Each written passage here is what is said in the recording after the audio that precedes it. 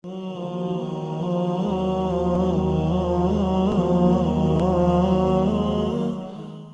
اللہ الرحمن الرحیم، اللہم صلی علی سیدنا محمد وعلی آل سیدنا محمد وبارک وسلم۔ ہم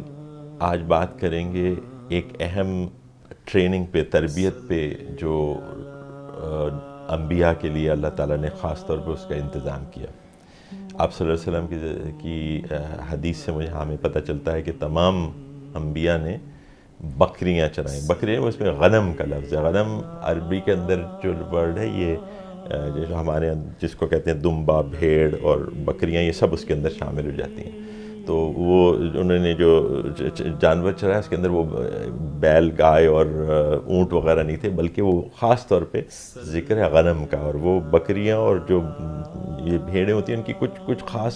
خاص باتیں ہیں جس کی وجہ سے انبیاء کے لیے یہ ضروری سمجھا اللہ تعالیٰ نے کہ ان کو اس کی تربیت دی جائے، کہ وہ ایک ریوڑ کو کس طرح رکھنا ہے، اس کی تربیت میں بہت کچھ حکمتیں ہیں۔ اس کو ہم آج کے اس سیگمنٹ میں دیکھ لیں گے۔ بکریوں کے حوالے سے یا بھیڑوں کے حوالے سے یہ بات ہے کہ آپ دیکھیں گے کہ اور دیگر جانور جو ہیں وہ اس کے اندر کوئی ڈسپلن ہوتا ہے، کوئی ایک انداز سے ایک طریقے سے چلتے ہیں، آگے پیچھے کچھ نہ کچھ ہوتا ہے۔ لیکن بکریوں کو آپ دیکھیں تو کوئی ایک ریوڑ ہے تو کوئی ادھر جا رہی ہے تو کوئی ادھر جا رہی ہے۔ اس کے اندر بہت سی ایسی خصوصیات ہیں جو کہ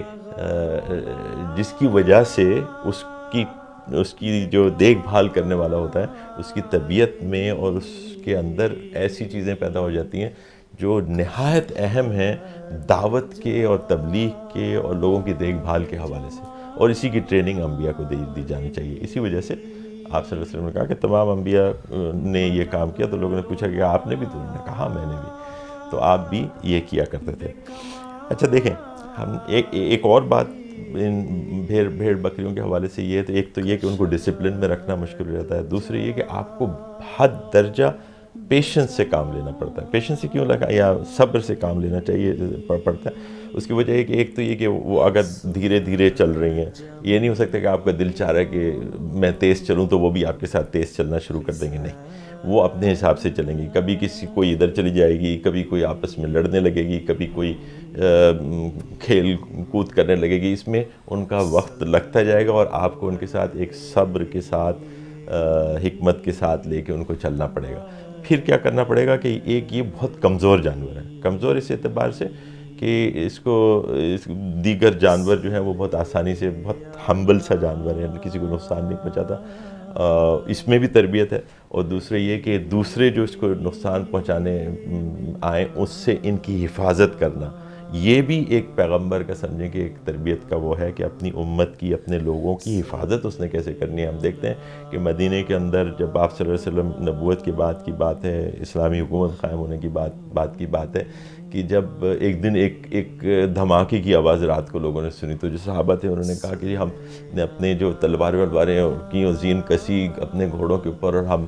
نکلے اس طرف سے جس طرف سے آواز آئی، تو ہم نے دیکھا کہ رسول اللہ صلی اللہ علیہ وسلم وہاں سے واپس آ رہے ہیں۔ ابھی تو لوگ تیار ہو کے وہاں پہنچ ہی رہے تھے، اور آپ گھوڑے کی ننگی پیٹھ کے اوپر بیٹھے ہوئے اس جگہ پہ پہنچ گئے تھے، اور دیکھ کے واپس آ رہے تھے، وہ کہہ رہے تھے سب کچھ ٹھیک ہے، کوئی مسئلے کی بات نہیں ہے، واپس چل جاؤ۔ یعنی he was so much concern, ان کو اتنا اس کا خیال تھا اپنے لوگوں کا اور ان کی حفاظت کا کہ ان کو کوئی نقصان نہ پہنچ جائے۔ اور دوسرے یہ کہ صرف فزیکلی نقصان سے نہیں، پھر جو آگے کا جو آخرت کے حوالے سے ان کو وہ انذار ان کو کرتے تھے، ڈراتے تھے، اور ان کو بتاتے تھے کہ بھئی وہ بشیر بھی تھے، نذیر بھی تھے، تو وہ ان کو بتاتے کہ کیا چیز تمہارے آگے، تمہارے کرتوت، تمہارے جو کام ہے اس کے حوالے سے وہ بتاتے کہ کیا سامنے آ سکتا ہے تمہارے آخرت سے، جہنم سے ڈراتے تھے۔ ایک دن مسجد میں بار بار یہ ریپیٹ کرتے تھے اپنے خطبے کے دوران، اور ان کی ہر دفعہ ان کی آواز بلند ہوتی چلی جاتی تھی، اور وہ ڈراتے تھے لوگوں کو اس جہنم سے۔ اور کہتے ہیں کہ جو باہر جو اسٹریٹ تھی، جہاں پہ لوگ چل رہے تھے، وہاں تک ان کی آواز جانے لگی، اتنی زور سے وہ آپ صلی اللہ علیہ وسلم نے بولا، اور بار بار ریپیٹ کرتے جاتے رہے، تو وہ بچانا۔ دوبارہ ہم دیکھ رہے ہیں کہ وہ جو بکریوں کو، کیونکہ کمزور جانور ہے، ایک ان کو نظر نہیں آتا، ان کی سائٹ جو ہوتی ہے ان بھیڑ بکریوں کی بہت کمزور ہوتی ہے، تو وہ زیادہ دور تک دیکھ نہیں پاتی، وہ خطرے کو، ان کا جو وہ ہوتا ہے ونٹیج جو ہوتا ہے نا، وہ بھی بہت کم ہوتا ہے، وہ نیچے ہی بس تھوڑا بہت ہی دیکھ سکتی ہیں، اور آگے دور تک وہ دیکھ نہیں پاتی، کوئی خطرہ آ گیا، کچھ ہو گیا، تو یہ جو نبی ہے یہ اپنی امت کی دیکھ بھال بھی اسی طرح کرتا ہے. مطلب ہم لوگ جو ہیں، ہم جو امتی ہیں، ہم جو عام انسان ہیں، ہم زیادہ دور تک دیکھ نہیں پا رہے ہیں. ہم دیکھ نہیں پا رہے کہ قیامت میں کیا ہوگا اور کب آئے گی اور کیسے آئے گی اور ڈیٹیل. انہوں نے دیکھا ہے، اس جس جگہ سے کھڑے ہو کے وہ دیکھ رہے ہیں وہ دیکھ پاتے ہیں. انہوں نے دیکھ کے پھر سمجھ کے ہمیں اس سے ڈرایا، اپنے دور میں ڈرایا، پھر ان لوگوں کے ذریعے، اپنی تعلیمات کے ذریعے آج تک وہ ہمارے سامنے ہیں، اور ہمیں بھی اس سے انہوں نے آگاہ کیا کہ دیکھو اس کے لیے تیار ہو، یہ تمہارے پیچھے آ رہا ہے. ہم بکریوں کی طرح ہیں، ہم وہی ادھر ادھر گھوم رہے ہیں، ہم وہی آپس میں لڑ رہے ہیں، ہم وہی تمام اپنی جو بکریوں کی خصوصیات ہیں ہم دیکھ نہیں پا رہے دور تک، ہم خطرے کو نہیں پہچان پا رہے. تو یہ سارے کام جو ہیں وہ پیغمبر نے کرنے ہوتے ہیں. پیغمبر نے تو ایک جو بکریوں کو چرانے سے اور بھیڑوں کو چرانے سے جو اس کی تربیت ہوتی ہے، ایک صبر کے حوالے سے، ایک اپنے لوگوں کی حفاظت کرنے کے حوالے سے، ایک ان کی کمزوریوں کو پہچاننے کے حوالے سے، ان کی وجہ سے اپنے آپ کو طریقے سے سمجھیں، ان کو لے کے چلنے کے انداز میں کہ ہم بہت آگے تیزی سے نہیں جا سکتے، تو آہستہ آہستہ پیشنس کے ساتھ، صبر کے ساتھ ان کو لے کے کیسے آگے چلا. اس کے اندر ایک داعی کے لیے، اس کے لیے جو اللہ تعالیٰ کا پیغام لے کے لوگوں تک جا رہا ہے. آپ دیکھیں کہ نوح علیہ السلام نے 950 سال لوگوں کو پیغام دیا، نہیں سنا لوگوں نے، بار بار جا رہے ہیں. آپ یہ ذرا احساس کریں کہ ایک آدمی ایک دعوت لے کے کسی کے پاس جاتا ہے اور وہ اس کو انکار کر دیتا ہے، اس کا مذاق اور مضحکہ اڑایا جاتا ہے، لیکن پھر وہ 950 سال تک یہ حالت برداشت کرتا ہے. تو یہ کچھ انبیاء کا کام ہے. اور ہم کیونکہ انبیاء رسول اللہ صلی اللہ علیہ وسلم کے بعد ہم ہی ہیں جو کہ اس کے وارث ہیں، اس دعوت کے، اس کام کے، لوگوں تک پہنچنے کے. تو وہ لوگوں تک پہنچنا، ان کی سائیکالوجی کو سمجھنا، بھیڑ بکریوں کو جس طرح، ظاہر ہے کہ ہمیں تو اس لیول کی ٹریننگ نہیں ملی ہے. اچھا، اس میں ایک اور بات بھی ہے اس ٹریننگ کے حوالے سے کہ جب انسان، ہمارے ہاں بھی اس چیز کی اہمیت ہے اور اس زمانے میں بھی تھی کہ جب باہر جا کے، شہر سے باہر جا کے، ہنگاموں سے باہر جا کے انسان کچھ وقت گزارتا ہے، نیچر کو دیکھتا ہے. ظاہر ہے کہ بکریاں شہروں میں نہیں چرائی جاتی، باہر جانا پڑتا ہے، اس کے لیے کچھ کھلے علاقوں میں جانا پڑتا ہے. تو وہ جو انوائرمنٹ ہے، وہی انوائرمنٹ شروع میں جو بچپن میں ہم نے کہا کہ وہ بنو سعد میں حلیمہ سعدیہ لے گئی تھی، وہ تھا. اور پھر وہ اس کا کنٹینیو جو ہوا وہ بکریوں کے چرانے کے حساب سے جب وہ باہر جاتے تھے، اسی طرح دیگر انبیاء بھی، تو وہ جا کے نیچر کو دیکھتے تھے، وہ چیز ایبزارب کرتے تھے، نیچر سے قریب زندگی گزارتے تھے. وہ جانور ہیں، اللہ تعالیٰ کو پہچاننے کے لیے اس کی جو کریشن ہے، اس کی جو تخلیق ہے، اس کو دیکھنا، اس کو اپریشیٹ کرنا، اس کو محسوس کرنا، یہ بہت اہم ہے.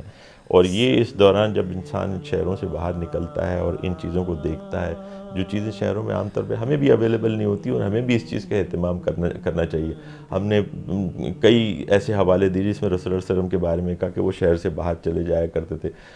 ہم نے ڈاکٹر محمود احمد غازی کے جو خطبات ہیں اس سے ایک آپ کو قصہ پچھلے سیگمنٹس میں سنایا تھا، جس میں ہم کہہ رہے تھے کہ رسول اللہ صلی اللہ علیہ وسلم باہر تھے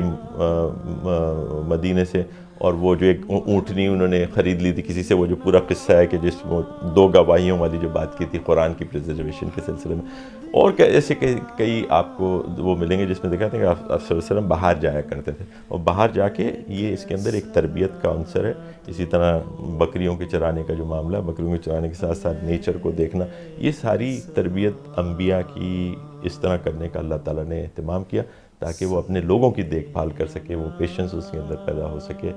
وہ دوربینی اس کے اندر پیدا ہو سکے. تو اس اعتبار سے یہ بہت اہم ہے کہ ہم اس کو دیکھ لیں،